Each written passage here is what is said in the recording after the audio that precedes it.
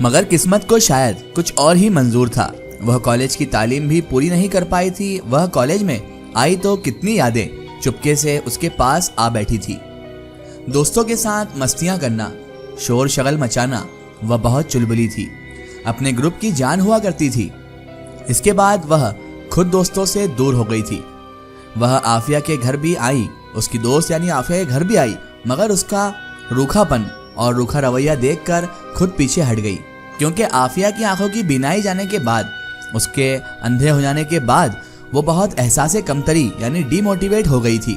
एहसासे कमतरी का शिकार रहती थी और वह लोगों को अपने से दूर रखती थी, क्योंकि उसे बार बार वही सब चीज़ें याद आती थी जो याद करना वो चाहती नहीं थी। क्योंकि उसकी बीनाई होने के बावजूद बाद में उसकी आंखों की रोशनी गई थी, इसलिए वो बहुत ज़्यादा गमगीन, बहुत ज़्यादा परेशान और बहुत ज़्यादा उदास रहा करती थी। और हो भी क्यों ना, अल्लाह की दी हुई बहुत अजीम नेमत है हमारी आंखों की रोशनी भी।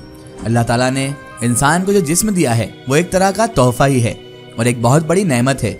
इंसान के जिस्म की अगर कोई भी एक चीज़ खराब हो जाए या कोई भी एक चीज़ हट जाए तो इंसान अधूरा हो जाता है और उसकी ज़िंदगी में बहुत सारी परेशानियां नुमाया हो जाती हैं। क्योंकि अल्लाह ताला ने हमको हर चीज़, हमारे जिस्म में जो हर एक ऑर्गन से हर एक चीज़ है वो हमारे बेशकीमती ख़जानों में से एक है। क्योंकि इनके बिना इंसान किसी भी चीज़ का लुत्फ़ नहीं ले सकता, चाहे वो आँख हो, नाक हो या उसकी ज़बान हो। हर चीज़ हमारे इंसानी जिस्म के लिए बहुत ज़्यादा ज़रूरी है। बहरहाल जब इसकी आंखों की रोशनी चले गई, आफिया की आंखों की रोशनी चले गई, तो वह एहसास कमतरी का शिकार रहती थी। वह आंखें खो चुकी थी और उसके साथ साथ अपना एतमाद भी, अपना भरोसा भी उसका इस दुनिया पर से उठ चुका था। उसकी दुनिया अंधेरा हो चुकी थी और उसने दोस्ती भी छोड़ दी थी। क्योंकि उसकी दोस्त देख सकती थी और वो नहीं देख पाती थी और उसे कमतरी का एहसास होता था, इसलिए वो किसी से भी मिलना जुलना पसंद नहीं करती थी। उसकी सारी यादें आज उसके सामने आकर एक पिक्चर की तरह चल रही थी। आज जब वो कॉलेज आकर अपने कॉलेज को देख रही थी, उसे अपनी पुरानी फ्रेंडों और उनसे टूटकर याद आ रही थी। उसकी आंखों के गोशे भीग गए थे, उसकी आंखों में आंसू आ चुके थे और उसे सारी पुरानी यादें, अपनी फ्रेंड्स के साथ वो मस्ती करना, वो शरारतें करना, वो सब याद आ रहा था। और किस तरह उसने उनसे रूखा रवैया इख्तियार करके अपनी फ्रेंडशिप भी तोड़ दी थी, उस सब पे उसे अफसोस हो रहा था। उसकी आंखों से लगातार आंसू बहे जा रहे थे। इन जगहों पर गई जहां वह अपनी दोस्तों के साथ जाया करती थी। पहले वह अपने उस्तादों से मिली, क्योंकि उस्ताद का रुतबा बहुत ज़्यादा ऊंचा है। उनका हक हम चाहकर भी कभी अदा नहीं कर सकते।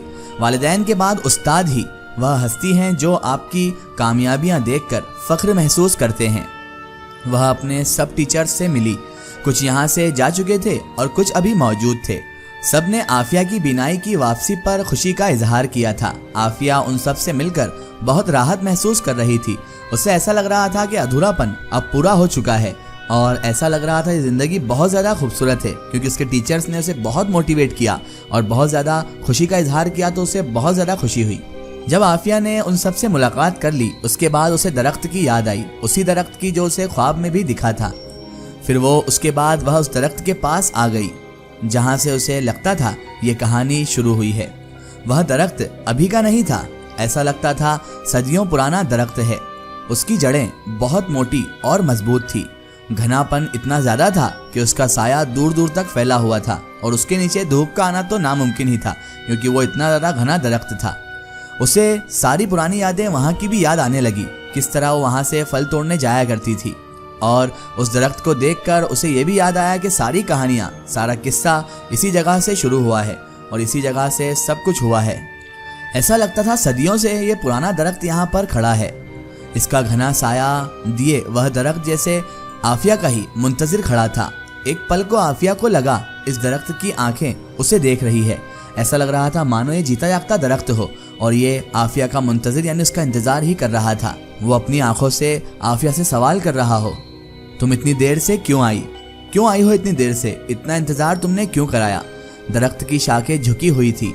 आफिया को उसे देखकर एक खौफ सा भी महसूस हो रहा था, लेकिन वो हैरानी में भी थी कि आखिर ये सब मुझे ही महसूस हो रहा है या फिर ये मेरा वहम है। एक पल को तो आफिया का दिल किया वापस पलट जाए कि यहाँ आकर शायद उसने बहुत बड़ी गलती कर दी है। वो ये नहीं जानती थी कि वह अपनी ज़िंदगी की सबसे बड़ी खता कर चुकी है। अब वह वापस पलटना नामुमकिन हो चुका था उसका। इसे खौफ पैदा हो चुका था, कहीं वह किसी मुसीबत में मुब्तला ना हो जाए, यही वो सोच रही थी। लेकिन उसने हिम्मत जमा की और दरख्त के करीब चली आई। वह बिल्कुल खामोश खड़ा था। तभी अचानक आवाज आई, हेलो। आफिया उस दरख्त से जैसे मुखातिब हुई। उसे भी नहीं पता था कि वो किसी दरख्त से बात कर लेगी, वह उसके हेलो का जवाब देगा, उसे ऐसा लगा था। लेकिन वो एक दरख्त था और दरख्त खामोश ही खड़ा हुआ था। तुम मेरे ख्वाब में क्यों आते हो? आफिया उससे सवाल कर रही थी। आसपास कोई नहीं था। ये दरख्त कॉलेज के इख्तिताम पर यानी आखिर पर था, इसीलिए यहाँ कोई नहीं आता था। क्योंकि ये थोड़ा सा डरावना भी लगता था, इसीलिए यहाँ पर आने में इंसान सोचता था। लेकिन आफिया की जिंदगी में जो उथाल पुथाल चल रहा था, उसी वजह से वो यहाँ पर आई थी। आफिया भी तन्हा खड़ी दरख्त से सवाल कर रही थी। आफिया उस दरख्त को देखकर चली गई। एक शहर था जो चारों ओर छाने लगा था। कोई फिल्म थी जो चल पड़ी थी। वह खुद को अपने सामने चलते हुए देख रही थी। वह केरियां तोड़ रही थी। एक स्टिक उसके हाथ में थी।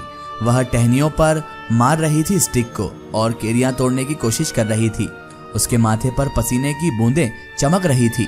वह पत्थर बनी हुई खुद को देख रही थी और अब उसने दरख्त की टहनी पर एक खूबसूरत लड़की को बैठे हुए देखा, जिसके लंबे घने बाल खुले हुए थे। वह मुस्कुराते हुए किसी से बातें कर रही थी, लेकिन आफिया को वह वजूद नजर नहीं आ रहा था और जिससे वो बात कर रही थी। इस वजूद की पुश्त थी, वह कोई मर्द की पुश्त थी। और फिर आफिया ने खुद को वह डंडा उस लड़की के सर पर मारते हुए देखा। जहां उसने डंडा मारा वहां केरी लगी हुई थी, लेकिन असल में गायबाना तौर पर वहां पर वह लड़की भी बैठी हुई थी। वह केरी झट से टूटकर आफिया के कदमों में आकर गिर गई और आफिया बुत बनी ये सब देख रही थी। केरी के साथ ही उस लड़की का वजूद भी नीचे आ गिरा था। उसका सर खून से भर चुका था। वह लड़की दर्द की शिद्दत से कर्रा रही थी। उसके बाद वह गायब हो गई। आफिया केरी उठाकर वहीं खड़ी होकर केरी खाने लगी, इस बात से बेखबर, इस बात से अनजान कि अनजाने में वह क्या कयामत कर गई है। और फिर वह केरी खाती हुई वहां से चली गई। आफिया खुद को वहां से जाते हुए देख रही थी और सब वाकया अब उसके समझ में आ चुका था। इसके बाद आफिया ने अजीब मंजर देखा। वह टैक्सी में बैठी वापस घर जा रही थी, जबकि वह यहाँ दरख्त के पास खड़ी अपने वजूद को जाते देख भी रही थी। घर में दाखिल होने से पहले उस वजूद ने मुड़कर उसे आंख मारी, मुस्कुराई और घर में दाखिल हो गई। आफिया फटी आंख से ये सब देख रही थी। वह नहीं जानती थी कि उसके बाद वह मजीद हैरानकुन मंजर देखने वाली है। दरख्त दरमियान से फटने लगा, एक तरफ को खिसकने लगा। अचानक दरख्त में हरकत पैदा हो गई और उसके बाद आफिया बेहोश हो चुकी थी। आफिया बहुत ज़्यादा डरी हुई थी। आफिया की आंख बहुत से शोर से खुली। वह आंखें खोले छत को देख रही थी। छत से रोशनी फूटकर निकल रही थी। रोशनी कहाँ से आ रही थी आफिया को समझ नहीं आया। आफिया ने हरकत करनी चाहिए, लेकिन उसका जिस्म हरकत करने से भी कासिर हो चुका था। बाहर बहुत बेहंगम शोर उठ रहा था। उस शोर से आफिया का सर दर्द करने लगा। बहुत गौर करने के बाद आफिया को समझ आया, ये हमारी मुजरिम है, तुम इसे नहीं ले जा सकते। ऐसी आवाज़ उसके कानों में आई। इसकी आएगी स्टोरी हम देखेंगे इसके अगले पार्ट में।